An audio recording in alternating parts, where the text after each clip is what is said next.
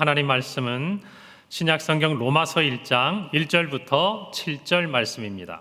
신약성경 238페이지 로마서 1장 1절부터 7절 말씀 저와 한 절씩 교독하시고 마지막 절 합독하겠습니다. 예수 그리스도의 종 바울은 사도로 부르심을 받아 하나님의 복음을 위하여 택정함을 입었으니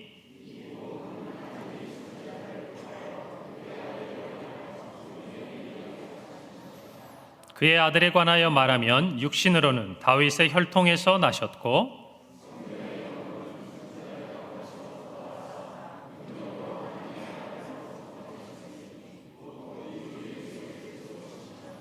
그로 말미암아 우리가 은혜와 사도의 직분을 받아 그의 이름을 위하여 모든 이방인 중에서 믿어 순종하게 하나니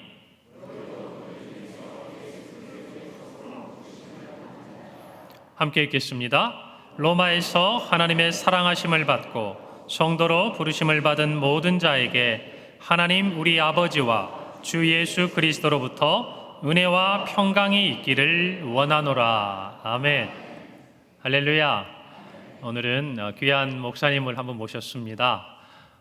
제가 사역에 처음 하나님의 부르심을 받고 나갈 때부터 교제했으니까 한 20여 년 우리 목사님하고 사귐을 가지게 됐고요. 벌써 한 18년째 한 교회를 담임하시고 귀하게 섬기시고 또 한국교회를 위해서도 여러 일을 하시는 귀한 분입니다. 우리 성도님들께 꼭 제가 소개하고 싶고 또 말씀을 정말 들었으면 좋겠다라고 예전부터 생각하고 있었는데 제가 오늘 좀 부탁을 드렸어요. 그래서 목사님 여러 가지 어려우신데도 오늘 와주셨는데 오늘 시간을 통해서 우리 성도들의 마음속에 꼭 필요한 주님의 음성과 말씀이 간직되기를 바랍니다. 네, 자 우리 목사님 나오시겠는데요. 우리 나오실 때에 우리 모두 마음으로 두 손 들어서 할렐루야로 환영하겠습니다. 할렐루야.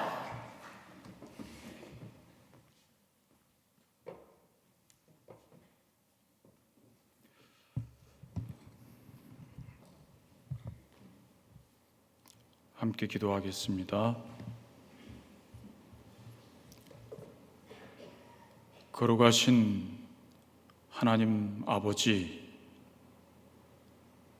주의 성령의 감동으로 쓰여진 말씀이 성령으로 충만한 설교자를 통하여 성령을 사모하는 성도들에게 하나님의 말씀으로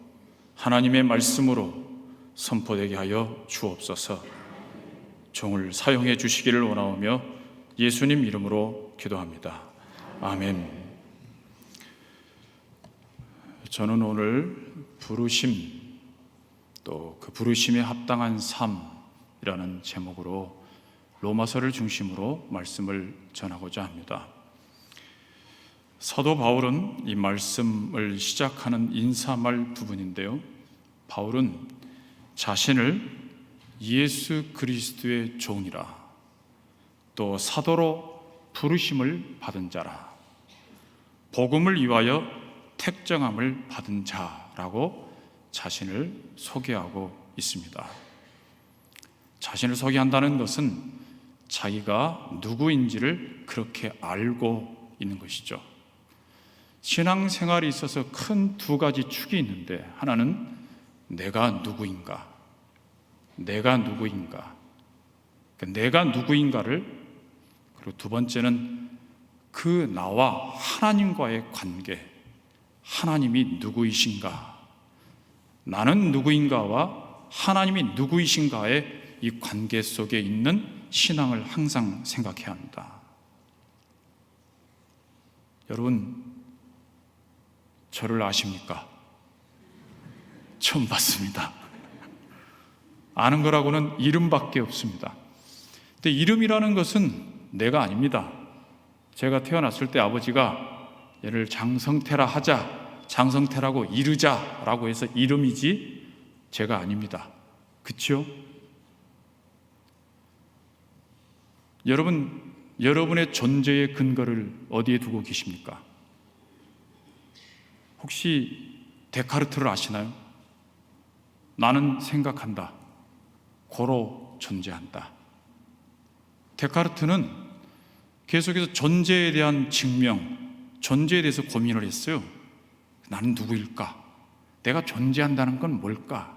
라고 하다가 경험론이나 어떤 합리론이나 하는 것들에 대해서 그 근거를 찾지 못한다. 왜? 나에게서 근거한 거기 때문에. 그래서 결국은 생각하고 있는 나는 있는 거 아니야? 생각하고 있는 나는 있는 거 아니야, 최소한. 그래서 나는 생각한다, 고로 존재한다 라고 했다는 거 아니에요? 왜 이렇게 된 거죠? 계몽주의가 들어오면서 하나님에 대한, 신에 대한 꿈을 깨는 것이 계몽주의잖아요. 그러니까 신이 없는, 하나님을 제외하고 인간의 존재에 대해서 논해보자, 생각해보자 라고 하다 보니 하나님을 제외하고 인간의 존재를 근거 지으려 하니 나는 생각한다, 고로 존재한다 에 이르게 된 것입니다. 근데 사도 바울은 오늘 자기를 누구라고 그래요? 나는 부르심을 받은 자다. 나는 부르심을 받은 자다. 나는 사도로 부르심을 받은 자다. 나는 예수 그리스도의 종이다. 나는 복음을 위하여 택정함을 받은 자이다. 로 자기 자신의 존재의 근거와 내가 누구인가를 확인하고 있는 것입니다. 여러분은요? 누구이십니까? 여기 왜 나와 계신 겁니까? 여러분에게 있어서 하나님은 누구이십니까? 여러분의 존재의 근거자로서의 하나님, 내가 오늘 여기 있다는 것과 내가 살아있는 것과 내 존재의 모든 것들의 근거자이신 하나님, 그 하나님을 신앙으로 고백할 수 있기를 바랍니다. 사도 바울은 자기의 사도로의 부르심에 머물러 있는 것이 아니라 더 나아가 로마에 있는 성도들에게 있어서도 야, 너희들을 부르신 이가 하나님이시다. 너희들을 부르신 이가 하나님이시다로 자기도 부름을 받은 자요, 로마에 있는 사람도 부름을 받은 자라는 이 부르심이라는 공통분모라는 단어로, 이 공통분모의 단어로 두 사람을 엮습니다. 저도 오늘 여기에 부르심을 받아왔습니다. 설교자로. 여러분은요? 하나님을 예배하는 자로 부르심을 받아왔습니다. 둘 다 뭐죠? 부르심을 받아왔습니다. 문장 내내 보면 다 수동태로 쓰여져 있어요. 뭐죠? 내가 주된 역할을 하는 게 아니에요. 주된 역할을 하는 주도권을 갖고 계신 분은 하나님이세요. 하나님이 종으로 택하시고 하나님이 사도로 부르시고 하나님이 복음을 위하여 택정함을 허락하신 분이 하나님이세요. 또한 너희들을 부르신 이도 하나님이시다. 그렇기 때문에 수동태일 수밖에 없죠. 내 안에서 내 것으로부터 내 안에 있는 것을 찾아 득도한 것이 아니라 내 안에 있는 것으로는 의로울 수 없고 내 안에 있는 것으로는 구원받을 수 없고 내 안에 있는 것으로는 하나님을 알 수 없는 자이기에 하나님으로부터 올 수밖에 없기에, 그리고 받을 수밖에 없기에 수동태로 쓰여져 있는 것입니다. 그럴 수밖에 없는 자를 1장 8절 이하에서 3장 20절까지를 얘기를 쭉 하고 있는데 그 핵심 내용이 3장 10절에서 12절입니다. 의인은 없나니 하나도 없으며 깨닫는 자도 없고 하나님을 찾는 자도 없고 다 치우쳐 함께 무익하게 되고 선을 행하는 자는 없나니 하나도 없느니라. 그러니까 우리 쪽에서 알고 믿는 것도 아니고 깨닫고 믿는 것도 아니고 찾고 믿는 것도 아니고 할 수 있는 존재가 되지 못함으로 외부로부터 받지 않고는 가질 수 없고 해결할 수 없는 문제를 가지고 있는 존재라는 것입니다. 그러니까 오지 않으면, 위로부터 받지 않으면 아무것도 할 수 없는 존재인 것을 말씀하고 있는 것입니다.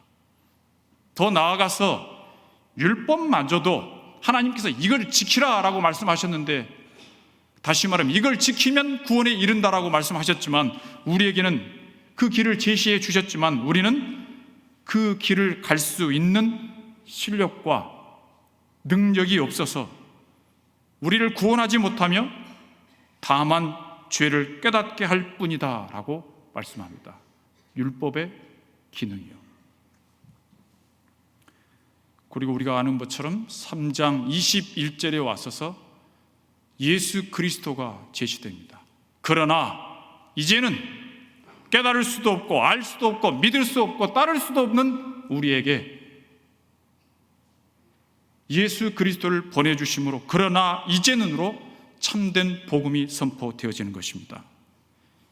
이건 다시 말하면 여기 앉아있는 모든 사람들이 겪어야 하고 걸어온 길의 신앙의 여정입니다. 내가 죄인인 것을 깨닫지 못하는 자에게 예수 그리스도의 구원하심과 예수 그리스도의 복음이 들릴 수가 없습니다. 의인은 없나니 하나도 없도다. 오라 내가 망한 자로다 라는 신앙의 고백 위에 예수 그리스도의 오심, 그러나 이제는 예수 그리스도의 의로 힘입어 십자가의 보혈의 피를 의지하여 하나님의 사람 되어줄 수 있음을 선포하고 그 복음을 받아들인 자가 되어지는 것입니다.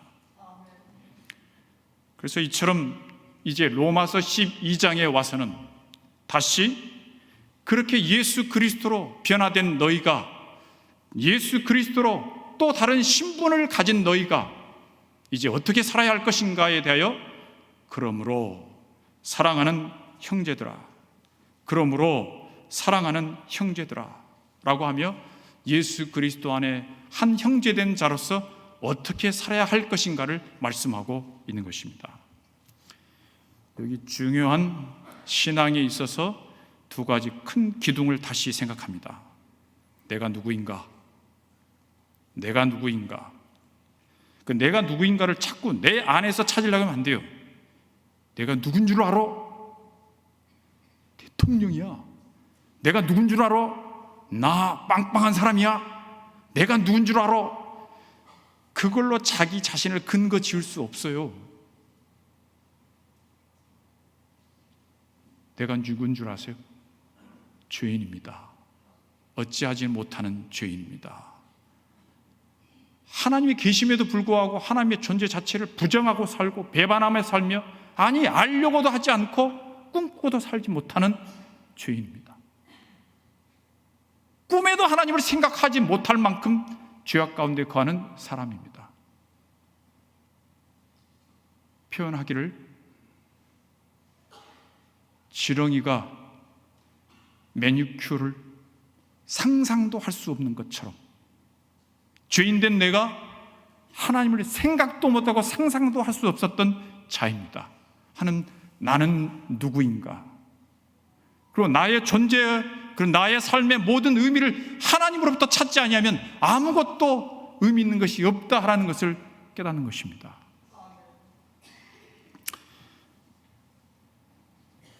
그래서 여기 부르심이 있고 부르심에 응답함이 있습니다. 2024년 평강교회 표가 뭐죠? 부르심에 응답하라.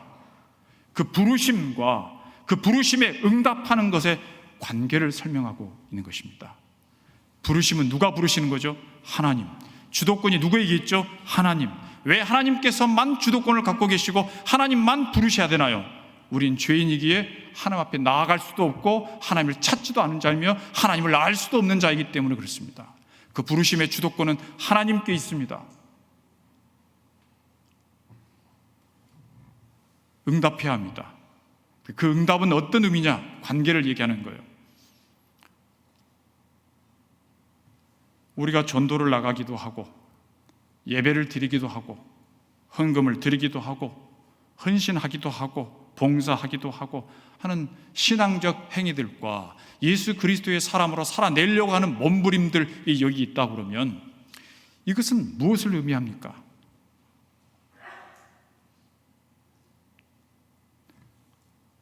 구원을 받았기 때문에 할 수 있는 일로서의 신앙 덕목입니까?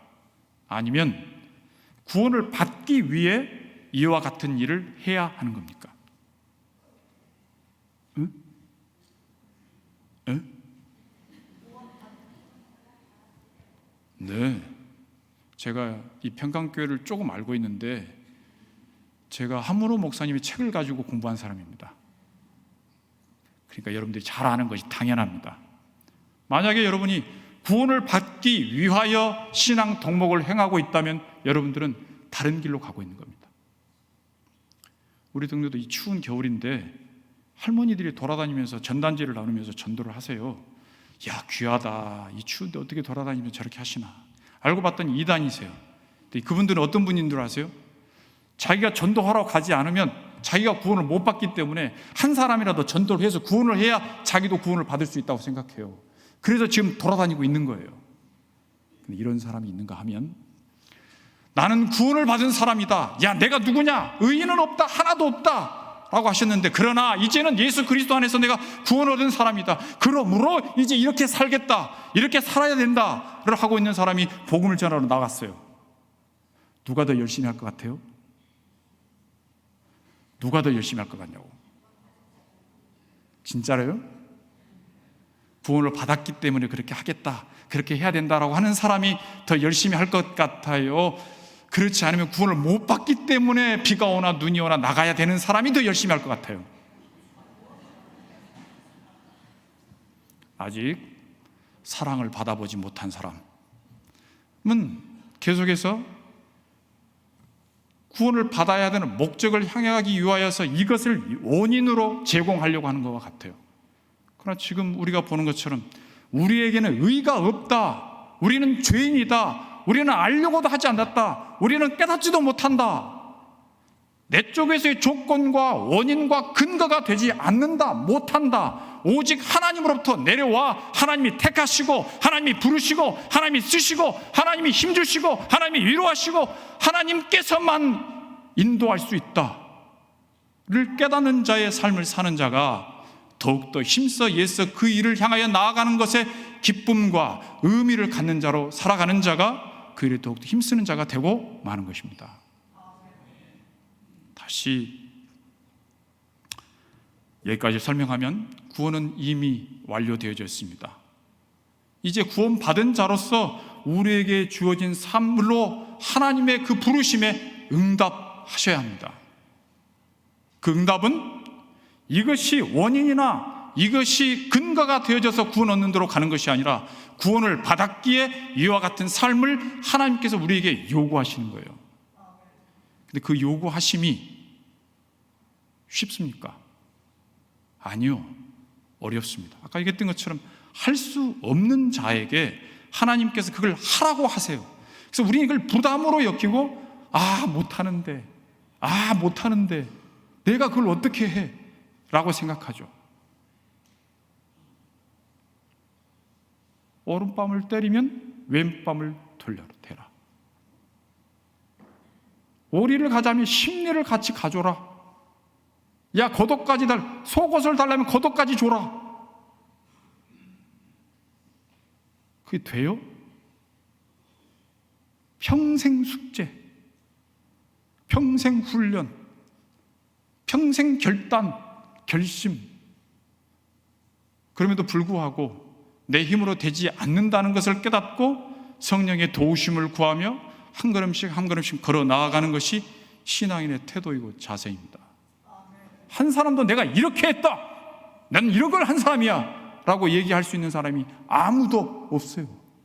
나에게 공로가 있는 것이 아니라 예수 그리스도의 공로 의지하여 나아가는 것이 신앙인의 삶입니다. 내 공로를 얘기하기 시작하면 사람들과 비교하게 돼 있고, 비교하면 교만하게 돼 있고, 교만하면 죽는 거예요. 아직도 자기가 신앙인 됨의 근거를 모르고 부르심을 받은 자인 것을 깨닫지 못하고 자기 공로만 쌓는 것으로 가는 거라고. 저는 가끔 저희 교회에서 새벽 예배에 나오시는 분들을 재각성을 시키고 훈련을 시킵니다. 열심히 나와라가 아니라 왜 나왔어? 그 새벽 예배 나오시는 분들이 꼭 5시에 시작하는데 4시 반에 오다가 4시에 나오고 해가 자꾸 시간을 앞당겨. 나는 지금 5시에 간신히 일어나는데, 그러고서는 나는 목사님보다 30분 전에 온 사람이야. 뭐 이러지를 않나? 나는 새벽기도를 40년 동안 빠진 적이 없어. 그러니까 하나님이 코로나를 딱 주신 거 아니에요. 그럼 못 오는 거 아니야. 어디 사람 위에 공로를 쌓아가려 하는 그 모든 것들에 불필요한 것과 아무 소용없는 것을 자꾸 쌓으려 한다고. 아니요. 예수 그리스도의 보혈과 십자가의 능력에 근거하여 구원 얻은 자가 하나님께서 요구하시는 더 나은 수준으로 나아가는 것이 신앙인의 모습이라고요.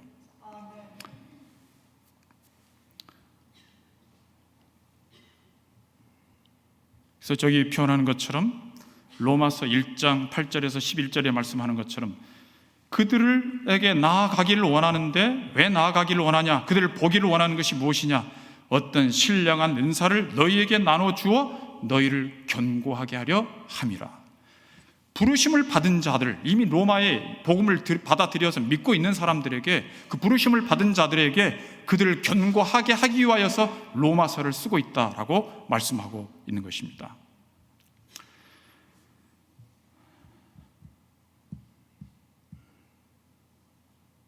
제가 중학교 시절에 본 책인데 톨스토이의 인생론입니다. 톨스토이가 참 대단한 문학가이다라는 생각을 했었는데, 톨스토이가 인생을 이렇게 그려놨어요. 늑대가 떼로 달려드는 거예요. 도망을 가요.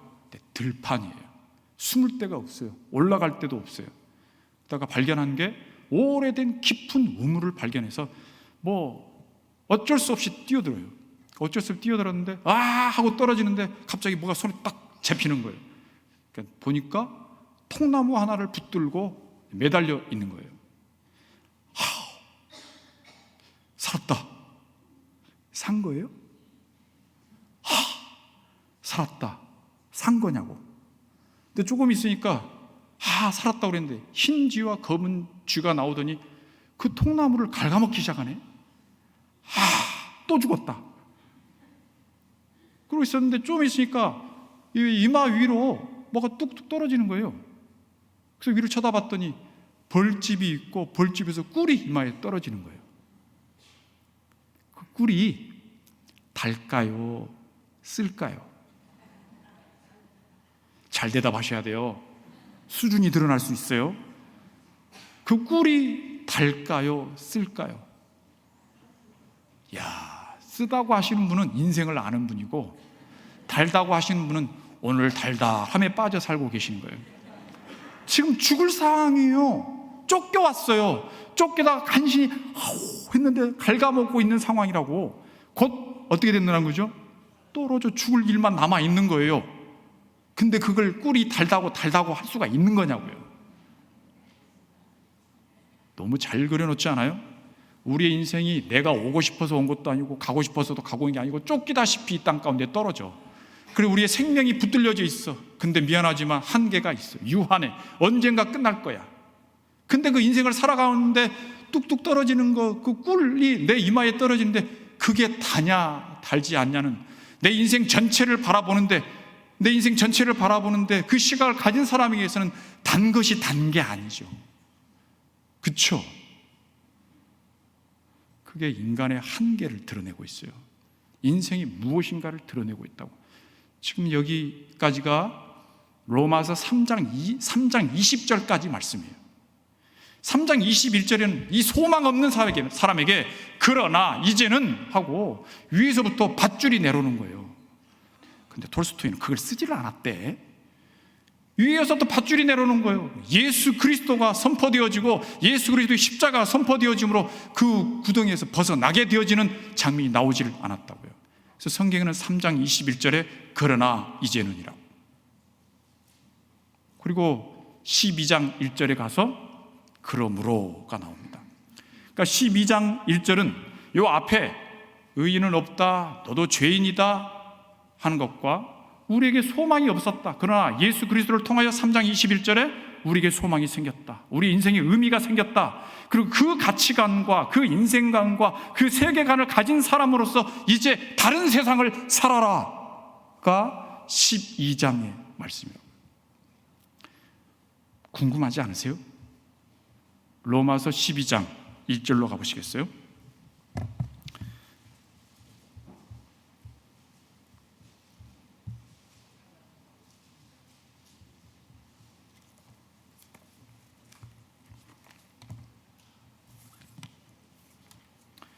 로마서 12장 1절에서 13절까지 말씀 제가 봉독하겠습니다.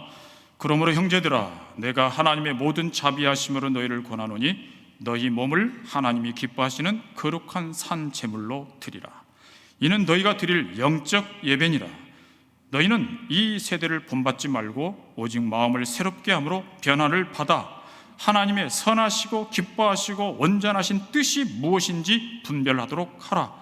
내게 주신 은혜로 말미암아 너희 각 사람에게 말하노니 마땅히 생각할 그 이상의 생각을 품지 말고 오직 하나님께서 각 사람에게 나누어 주신 믿음의 분량대로 지혜롭게 생각하라. 우리가 한 몸에 많은 지체를 가졌나니 모든 지체가 같은 기능을 가진 것이 아니니 이와 같이 우리 많은 사람이 그리스도 안에서 한 몸이 되어 서로 지체가 되었느니라. 우리에게 주신 은혜대로 받은 은사가 각각 다르니 혹 예언이면 믿음의 분수대로, 혹 섬기는 일이면 섬기는 일로, 혹 가르치는 자면 가르치는 일로, 혹 위로하는 자면 위로하는 일로, 구제하는 자는 성실함으로, 다스리는 자는 부지런함으로, 긍휼을 베푸는 자는 즐거움으로 할 것이니라. 사랑에는 거짓이 없나니 악을 미워하고 선에 속하라. 형제를 사랑하여 서로 우애하고 존경하기를 서로 먼저 하며 부지런하여 게으르지 말고 열심을 품고 주를 섬기라.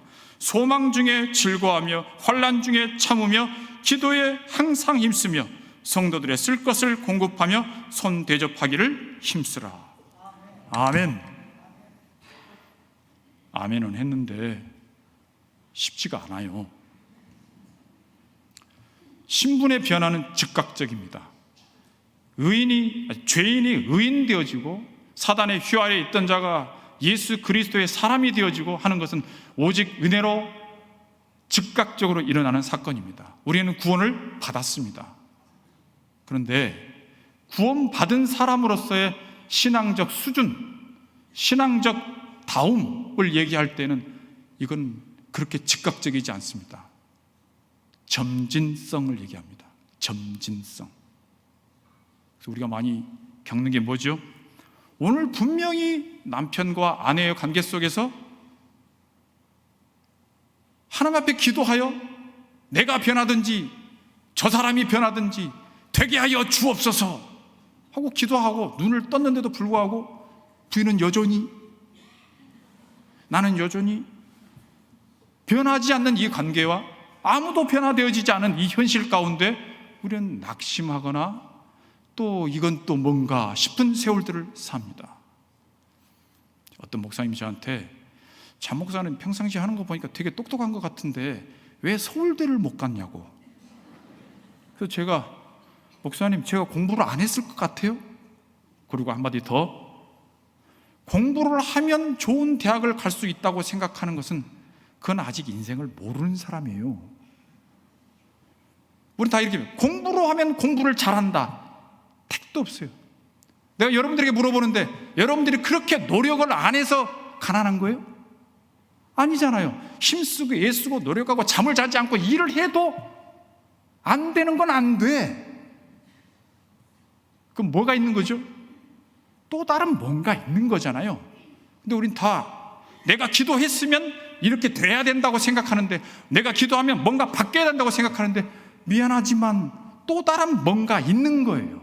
안 되면 뭐겠어요? 제가 구원을 두 가지로 얘기했어요. 즉각성과 점진성. 여러분에게 꼭 써먹고 싶은 게 있었었는데 이 동네는 그걸 잘하는 동네라고 생각하기 때문에 제가 주문을 외울 텐데 뭔지 알아맞혀 보세요.